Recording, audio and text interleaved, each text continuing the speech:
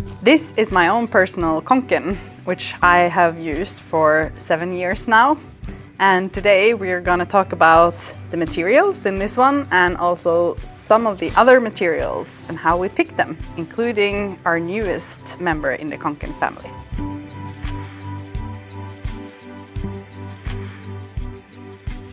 So my name is Christiane Dolva and I'm the Global Sustainability Director for Fjallraven, and I'm here together with Johanna.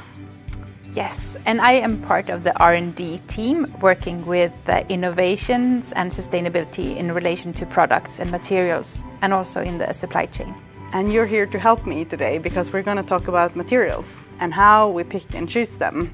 And when we look at materials from a sustainability perspective, why is it so important to look at the materials? The biggest environmental impact of a product occurs during the production of the fabric, where more than 80% of the emissions occurs. Can we have sustainable materials? Everything we do has an impact. There are no such things as a sustainable produced material. And that is also why we work with preferred materials. Exactly, because when we look at the impacts, there are a lot of choices that we can make to lower the impact and ensure that we put products on the market that has a low footprint. But we choose to look at them as preferred, and we actually divide it into different categories when we look at our materials. So we have 4 different categories where we say a material is either excellent, it's good, it's okay to use if we don't have an alternative, and then we have a category of those that we do not want to use. We have measured the material choices since 2013, and up until today more than 60% are in the categories of good and excellent, and our aim is obviously to have more than 90% within those categories in the future. But I want to go back to this one just to look at Konkan, because we thought that today we could use Konkan as an example, showing you some of the different choices that we make. And when you look at this particular one, which I got when I started at Fjallraven 7 years ago, I literally worn it almost every day since.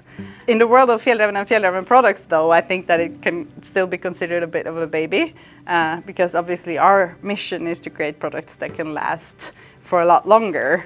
For example, like this jacket, which is my grandmother's, that she bought in the late 70s and I still wear today.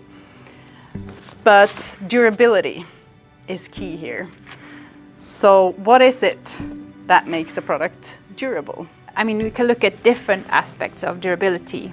It can be timeless design, timeless colors, but it's also the durability of the actual fabrics that we make sure that it is as abrasion resistant as possible. Strong, in other words. Long lasting, yeah. That it aged with a good look, that it's actually been worn in instead of worn out, you could say.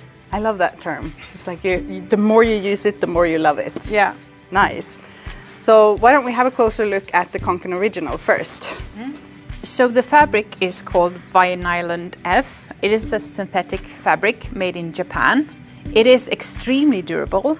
It has also the benefits that the fiber expands when being wet, when it's raining, for instance. As you can probably see, it ages well, I think. It has that certain patina that make me feel at least personally connected to this particular one. It's super hard wearing. We actually use this Vinylon F material also on some of our other really hard wearing backpacks, simply because it's something of the strongest that we have. Mm. It is a fossil-based material. That means that it's non-renewable and it is not recycled. But we do consider it a preferred material simply because this can last a lifetime and more. So here we have Reikonken. What can we say about this one? Reikonken, it's made out of recycled polyester. The source is used PET plastic bottles. They are being shredded down to small pieces. They are then melted into a liquid. and then extruded into new polyester fibers. The simple version of it. Yeah, exactly. I mean, we can talk in details about this, I'm sure. But obviously then we use recycled material, which is good because then we use something that is already out there. So we don't extract more non-renewable resources. The color here is interesting, not only in the look of it, but also in how it's made. Yeah, exactly. It's made by a technique called solution dye. And it's where the color pigments, it's being melted down together with the polyester liquid. So in the phase before it's being extruded into new fibers. And this means that the color is in the fiber already before we're making it into yarn. And that saves tremendous amount of water, it saves energy, and it saves chemical waste. We can reduce the waste of dyes with over 90%. Exactly, because in the traditional way of dyeing, you would otherwise kind of dip the whole material in the dye stuff and water, and here you kind of add it more pinpointed at the start. Exactly. This one is different. This is wool then. How does the rewool process work? Well, what is rewool? Is that, yeah. What term is that? It's recycled wool, but it differs from the PET bottles. The source of this one is secondhand, worn out secondhand garments, and also scraps from the production of wool fabrics and garments. The wool is then being sorted. You know, you sort out the other fibers such as polyester, etc. So we only have the wool garments, and then the secondhand garments is sorted by color. So they sort all the red shades, all the blue shades, all the green shades, etc. So the color is actually used in the final product. When we have the color sorted, it's threaded into fibers. That means you make them weaker, you make the fibers shorter. So we have blended the material with polyester, 20 to 30%, to make it stronger and to make it more durable and to make it last. And it's a material that is made in Italy, which is a country that has long traditions for doing this, which is kind of interesting because it's been used for a long time, but with the sustainability aspects coming more and more into people's minds, it also becomes very attractive to see how we can use old products and create new ones. In the process of finding efficient ways to use our materials, we also realized that it's not only old products that risk going to waste. We also have leftover fabrics from our production process. From time to time, there are fabrics that aren't used up completely. So that kind of takes us to a bit of an odd one out, that we have the Samlaren Konkan. This one looks quite different. What did we do here in the design process, and how did the development go? First, we did like an inventory on how it actually looked in the factories where we produce the fabrics. So we know exactly what fabric is not being used, and to optimize the use of it the most, we constructed this with smaller pockets to make the most efficiency of the fabric use. So it's a good way of using the durable hard-wearing material, but making sure that it doesn't need to be recycled, it can also be reused. But we also do spend a lot of time exploring how we can choose new material or develop new materials where the input is not necessarily only recycled. And that is the last version and the newcomer in the Konkan family. So this is Reikonken. It's made out of our own fabric pine weave, which is a wood-based lyocell.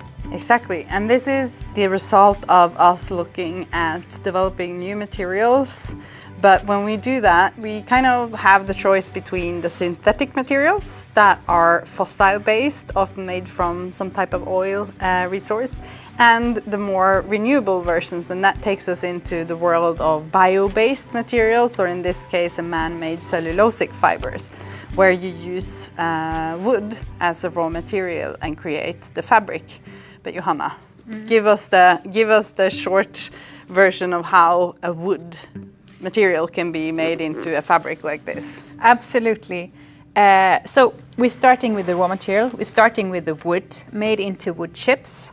The wood chips is then boiled down to a cellulose mass. And because we don't want to ship tons of water, you know, we don't want to ship the liquid. So the cellulose mass is dried up, made into these papery sheets, and then being shipped.